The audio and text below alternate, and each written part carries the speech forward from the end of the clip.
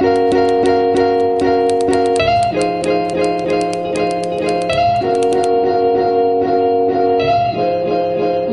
estructuras de las redes sociales, bueno, sí, de las redes sociales, sobre todo de Twitter, que es, yo creo que es uno de los principales canales de información para mucha gente, nos están haciendo cada vez más reducir nuestro pensamiento crítico y reflexivo. A ver, yo lo que creo, en línea de lo que decíamos antes, es que lo que ha cambiado es la dieta mediática, ¿no? Cuando hablamos el concepto de dieta mediática, yo creo que nos ayuda muy bien a entenderlo porque es muy metafórico, ¿no? O sea, de alguna forma es como si estás comiendo, o sea, comerte un snack no es un problema. Lo que es un problema es comer todo el día, todos los días snack. Ese es el problema, ¿no? Entonces, ¿qué ocurre? Claro, comerte una bolsa de patatas fritas es fácil. Vas, la coges, pagas el euro y pico que te cuesta, la abres, te lo comes y si tienes una bebida, ya de momento te has quitado el hambre. Claro, hacer un cocido, hacer un tal, pues lleva mucho tiempo, son horas. Entonces, seguramente me voy a alimentar mejor, ¿no? Si hago algo más elaborado. En la dieta mediática pasa exactamente igual.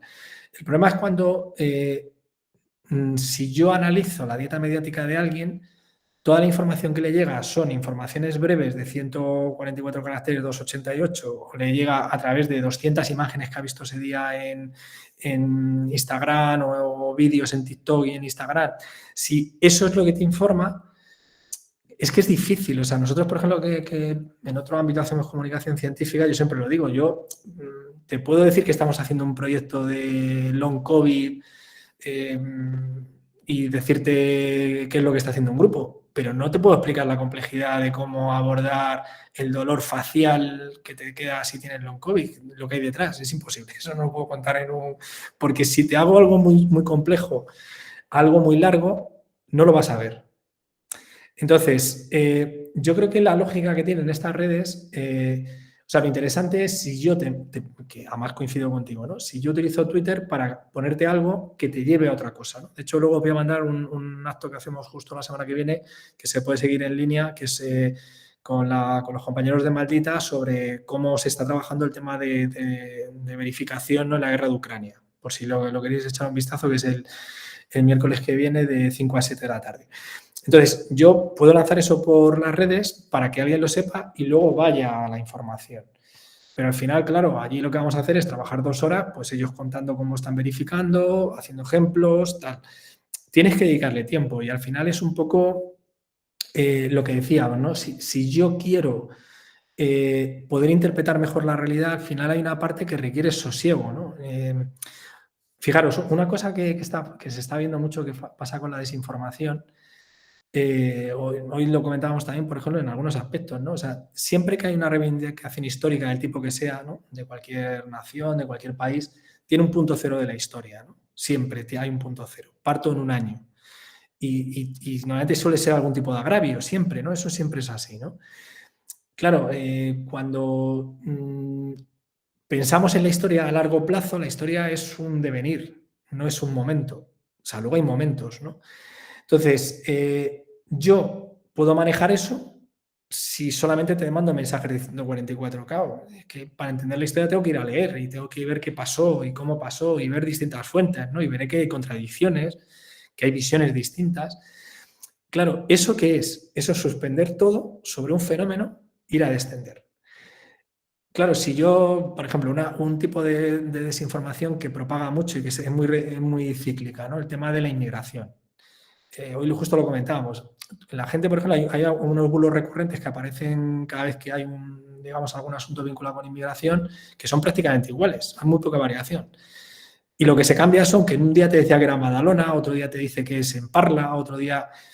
Pero en el fondo es el mismo bulo. ¿Qué ocurre? Que la gente ya ni se acuerda. O sea, que yo ya no me acuerdo si dijeron Badalona, dijeron Tarragona, dijeron Parla, dijeron Toledo o dijeron Badajoz. Es que no me acuerdo, me da igual.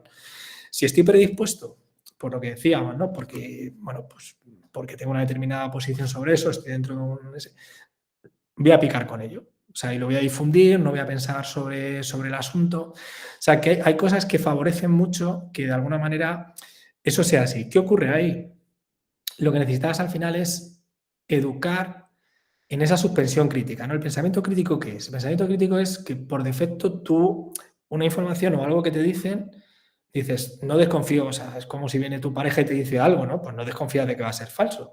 Pero haces un pensamiento de decir, ¿me cuadra o no me cuadra? ¿No? ¿Es lógico o no es lógico? ¿Tiene sentido o no lo tiene? Y eso es un momento de suspensión en el que lo que sucede es que ahí trabaja el neocórtex, o sea, es decir, trabaja la parte más elaborada del cerebro. Claro, si yo lo que te saco, y esto los medios son muy causantes también de ellos, ¿no? Yo me enfado mucho cada vez que oigo una noticia en un informativo y me ponen una música. Digo, pero ¿qué pinta la música? O sea, ¿de verdad no es suficiente dramático ver un cadáver para que me tengas que estar poniendo una pieza musical debajo? O sea, ¿qué sentido tiene eso informativamente? O sea, eso era para detener al editor, os lo digo de verdad. Porque estás jugando con el elemento emocional, no con el informativo. O sea, que ese pecado no solamente está en las redes. ¿Qué ocurre? Que las redes, por su lógica, son un tobogán. O sea, lo mismo veo un cadáver o me informas de algo terrible, si no lo han censurado, y al momento estoy con el motomami o ¿sabes? Claro. O sea, fijaros, yo muchas veces lo digo, ¿no? Que nosotros estamos ahí estudiando alguna cosa de esas. ¿Qué procesa mi cabeza cuando estoy viendo una información y debajo una canción que no tiene nada que ver? O sea, no sé qué está pasando ahí en la cabeza de ese ciudadano. Entonces, por eso os digo que, evidentemente, estos medios, de nuevo, favorecen eso, pero no creo que sea solamente, y insisto, y esto quiero dejarlo muy claro, o sea, yo no penalizo el medio por el medio, o sea, no me parece que el medio sea malo en sí. Lo que es si solo es eso.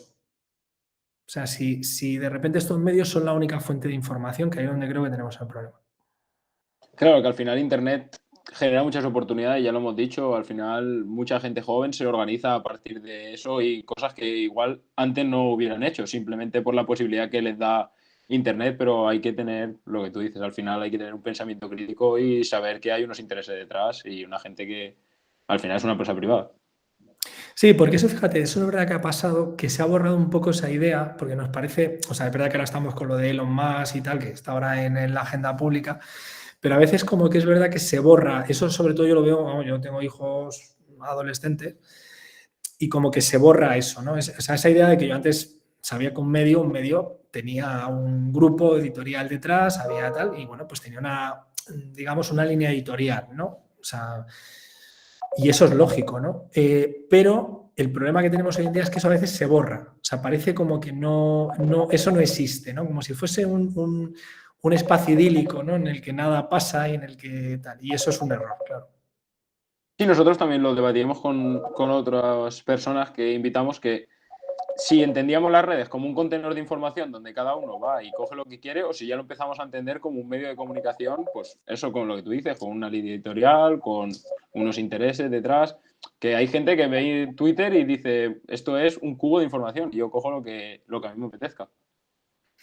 Claro, ¿sabes lo que ocurre? Que al final hay una cuestión que está muy en lo que es el pensamiento tecnológico, ¿no? Y esto, si miráis ahí, vais a ver que hay multitud de información de hace muchos años, ¿no? O sea, al final, una tecnología que no deja de ser un dispositivo cultural, o sea, al final nosotros, la comunicación siempre se desarrolla sobre soportes y sistemas culturales, ¿no? Es decir, que al final tienes una tecnología que genera unas determinadas posibilidades y cercena otras. O sea, es decir, yo no puedo escribir, o sea, lo puedo hacer a través de un hilo, etcétera, pero cuando yo voy a Twitter, pues Twitter tiene unas condiciones determinadas de discurso.